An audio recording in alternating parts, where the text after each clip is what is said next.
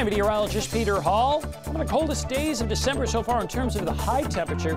We've been 29 twice for a high 2 different days and 28 twice for 2 different days. So 4 times we've been highs in the 20s. I think our weather today could be the coldest daytime high. I'm forecasting a high of 27. Expect a mix of sun and clouds with scattered flurries. New snow for Syracuse and most of the immediate central New York area is going to be negligible. However, over sections of the Finger Lakes, a fresh 1 to 3 inches likely. Tonight, heavier lake effect snow is going to be likely over parts of the area to our north. Heavy lake effect snow is going to be something we're monitoring. We've been talking about it for days. I remember when I was forecasting on Friday, I said, look, Tuesday night, east of Lake Ontario is when we're going to start to get things that are active. And, well, we're still right on course for that. Snow squalls for some. Heaviest snow is tonight through Wednesday and Wednesday night, Thursday and Thursday night, although it will shift even further to the north at times. For New Year's Eve night, for most of central New York, it's just partly cloudy with flurries or light snow showers, and temperatures and wind chills effect. The wind chills are going to be in the single digits. Mixed sun and clouds for Syracuse and central New York with scattered flurries and light snow showers. The steadiest snow this morning is going to be around the Tompkins County, Seneca County area and points west. Elsewhere, it's just cold, but seasonably so.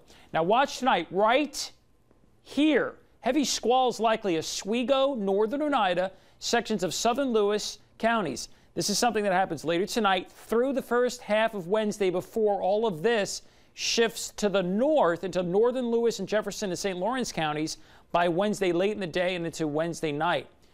Then, locally in central New York, there isn't too much worse than flurries. But notice the heavy lake effect snow east and northeast of Lake Ontario. That's for Wednesday night. And northeast and east of Lake Ontario during the day Thursday, well north of the Syracuse area. New snow. Now, I want to cut this off. Remember, it is going to snow past Wednesday at 5 p.m., but I just can't have a, constant snowfall forecast for days here. So what I'm interested to do is give you a snowfall from now. Well, we actually started this morning at 4 a.m. first, always. That's why I have it starting at 4, and going to 5 p.m. Wednesday.